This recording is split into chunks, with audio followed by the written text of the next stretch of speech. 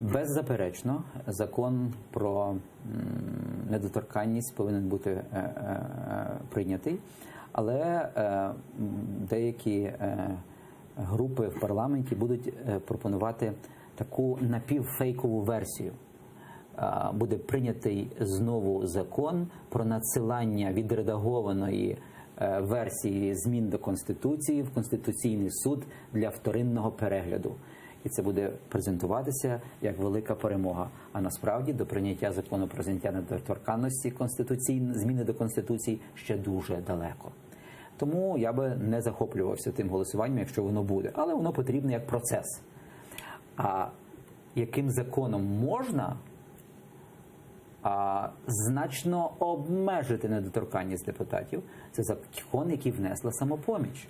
До речі, вони його викинули з порядку денного, ми його зараз перепідписуємо і вносимо, і пропонуємо і новообраному президенту України, і парламенту. Давайте приймемо закон без змін до Конституції на період, коли ми внесемо зміни до Конституції, в якому дозволимо зняти з себе частково серйозну частину недоторканності. Я думаю, це буде справжній крок, а не крок бутафорний для того, щоб показати, які ми хороші.